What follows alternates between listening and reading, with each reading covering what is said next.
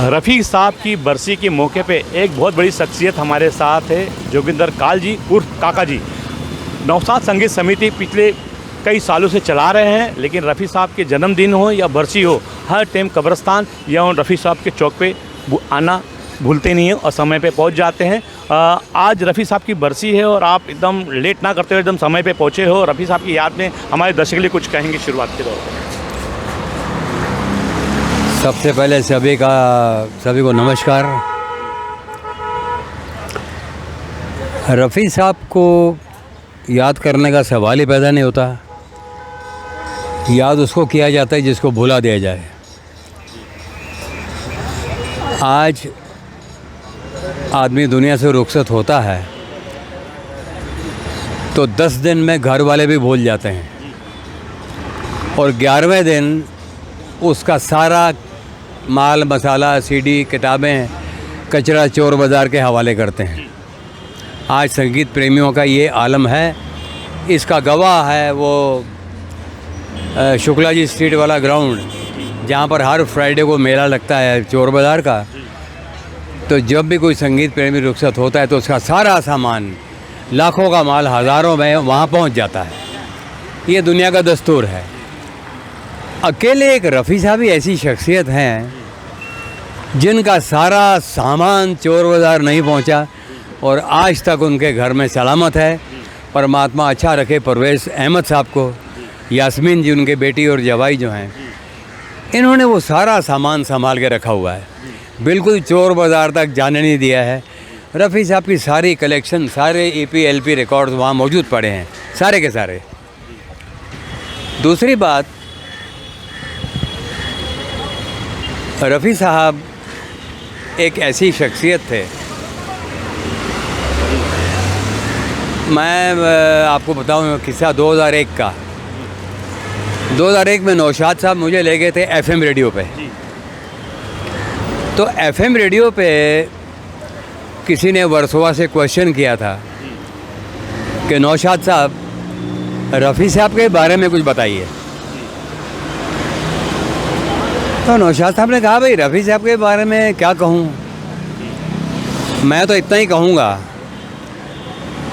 कि अगले समय में हो सकता है कि गायक रफ़ी साहब से भी अच्छे दुनिया में आ जाएं। तो मेरे हिसाब से वो बात ऐसी है कि जितनी कोई साधना तपस्या करेगा उतना फल पाएगा। ये संगीत जगह ही एक साधना ही ऐसी है। मेरे निगाह से गायक, ये नौशाद साहब कह रहे हैं कि गायक रफ़ी साहब से भी अच्छे दुनिया में आ सकते हैं, पर उन जैसा इंसान दोबारा दुनिया में नहीं आएगा। ये मैं नहीं बोल रहा, ये नौशाद साहब बोल रहे हैं। रफ़ी साहब गुजर चुके हैं लेकिन अपनी कुर्सी साथ में लेके गए हैं, ऐसा मानना हमारे जूनियर महमूद साहब का है। तो अभी रफ़ी साहब की याद में कुछ गाने आप अपनी आवाज़ में गाएंगे।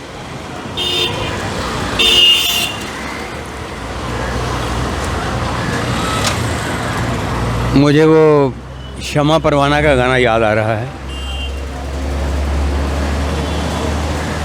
रफ़ी साहब का गाया हुआ। तेरी कुदरत तेरी तदबीर मुझे क्या मालूम, बनती होगी कहीं तकदीर मुझे क्या मालूम। हो तूने मेरा यार ना मिलाया, मैं क्या जानूं तेरी ये खुदाई। हो तूने मेरा यार ना मिलाया, मैं क्या जानूं तेरी ये खुदाई। हो तूने मेरा यार, तूने मेरा यार, तूने मेरा यार ना मिलाया, मैं क्या जानूं तेरी ये खुदाई। काका जी, ये आपकी आवाज़ भी अच्छी है, आप क्लासिकल भी गाना गाते हैं। आपने इस चीज़ को आपने रोज़गार क्यों नहीं बनाया, ऐसा मेरा सवाल है। क्योंकि बाकी लोग थोड़ा से गुनगुनाते हैं तो रफ़ी साहब के नाम पे अपनी रोजी रोटी सेकने शुरू कर देते हैं। इस पे आप क्या कहेंगे? इस पे मेरा जवाब बड़ा साफ़ सुथरा और स्पष्ट है, जो कि कल मैंने इनकलाब वालों को भी इंटरव्यू दिया टेलीफोन पे। आज के इंकलाब में छपेगा वो? यही सवाल उन्होंने भी किया था। मेरे हिसाब से इस लाइन में पैसा बिल्कुल है ही नहीं। संगीत की लाइन में पैसा है ही नहीं। तो पैसा कमाने के लिए लोग अलग अलग टेक्निक लगाते हैं, उससे पैसा बनाते हैं, वरना इस लाइन में पैसा नहीं है। पैसा क्यों नहीं है उसकी वजह मैं बताऊंगा। क्योंकि इस लाइन में आनंद बहुत ज़्यादा है, पर हमारे लिए आनंद की वैल्यू ज़ीरो हो गई है। पैसा सर्वोपरि है। बाप भलाना भैया, रफ़ी साहब का गाना भी है सरगम पिक्चर में, बाप भलाना भैया भैया सबसे बड़ा रुपया। ये गाना रफ़ी साहब ने गाया ज़रूर है, पर इस गाने को अपने से बहुत दूर रखा रफ़ी साहब ने। क्यों? उस्ताद लोग बताते थे कि झूठा गले से गाता है और भूखा पेट से गाता है, सच्चा दिल से गाता है। अब भूखे से मतलब वो है कि जिसका निशाना है मुझे क्या मिलेगा, मुझे क्या मिलेगा। तो जिस भी आदमी का ध्यान इस तरफ जाता है, मुझे क्या मिलेगा, वो व्यापार हो जाता है। तो व्यापारी आदमी का संगीत से कोई ज़्यादा वास्ता रहता नहीं है। रफ़ी साहब ने इस चीज़ को बरोबर समझा है, परखा है। हज़ारों किस्से आपको सुनने को मिले होंगे, आपने पढ़े भी होंगे, आपको लोग सुनाएंगे भी, आपने सुने भी होंगे कि रफ़ी साहब ने हाथ हमेशा ऊपर रखा है, हमेशा। अगर किसी के पास पैसा नहीं है तो रिकॉर्डिंग हो गई है, अगर किसी के पास पैसे कम हैं तो कोई फ़िक्र नहीं है। अच्छे अच्छे लोगों ने माना है कि पैसे के लिए तो रफ़ी साहब, और मैंने यहाँ तक सुना है कि अपने घर वालों को बताने के लिए वो सामने वाले को पैसे देते थे, बोले मेरे घर वालों को सामने मुझे दे देना। देखिए ऐसा आदमी फरिश्ता नहीं तो और क्या है। क्या बात है काका जी, आपने हर बात का जवाब बहुत सफाई से, बहुत अपने अच्छे अंदाज में दिया। अब रफ़ी साहब का एक रोमांटिक गाना हो जाए हमारे दर्शक के लिए। रफ़ी साहब के गाने तो बहुत हैं।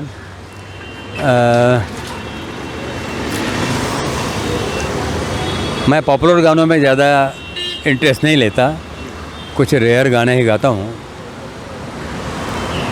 राजेंद्र कृष्ण साहब के लिखे हुए बोल हैं और संगीतकार हैं इसके हंसराज बहल साहब। इस गाने को रफ़ी साहब ने खुद ही गाया था। अब रफ़ी साहब ने गाया था राजेंद्र कृष्ण साहब के लिए, हंसराज बहल साहब के लिए, पर मैं ये गाना आज रफ़ी साहब के लिए गा रहा हूँ। वो गाना यूँ है, इस दिल से तेरी याद भुलाई नहीं जाती, इस दिल से तेरी याद भुलाई नहीं जाती, ये प्यार की दौलत है,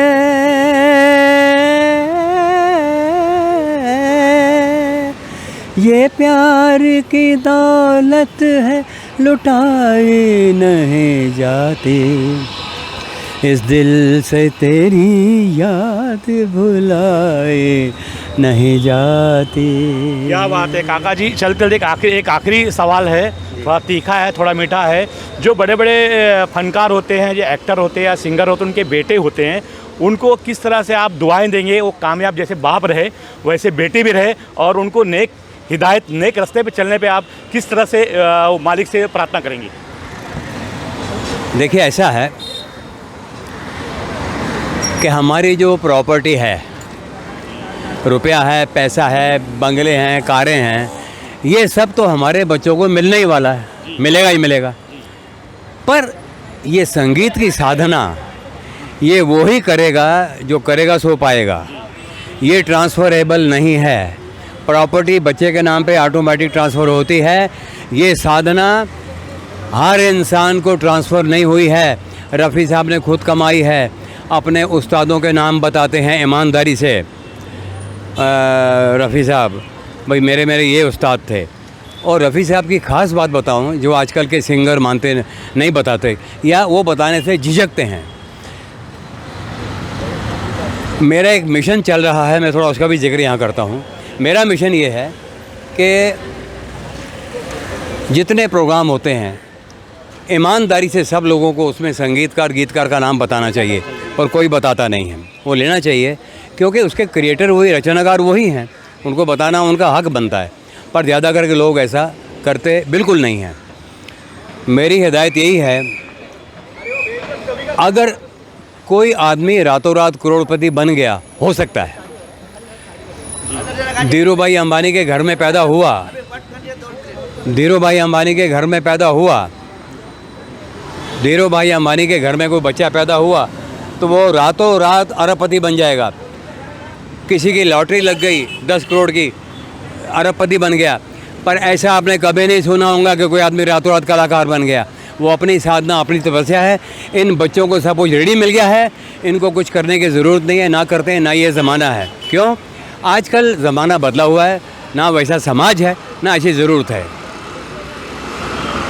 काका जी से हमने तीखे मीठे सवाल किए, बहुत सफाई से, बहुत अच्छे अंदाज में जवाब दिए, लेकिन फिर भी हम जितने बड़े बड़े कलाकार हैं उनके बेटे देंगे। बाप की भी कमाई भी इज्जत है, प्रॉपर्टी है, आपके हाथ में है, प्रॉपर्टी संभालना आपके हाथ में। आप संभालेंगे तो आपके पूर्वजों का नाम होगा और आपका भी नाम होगा। इंडिया आज की तरफ से उन तमाम बड़े बड़े हस्तियों के बेटे के लिए यही संदेश देंगे कि मालिक आपको हिदायत दे और आपको हिम्मत दे सारे तकलीफ़ और परेशानी से जूझने की। मैं इंडिया आज के लिए सलाम काजी।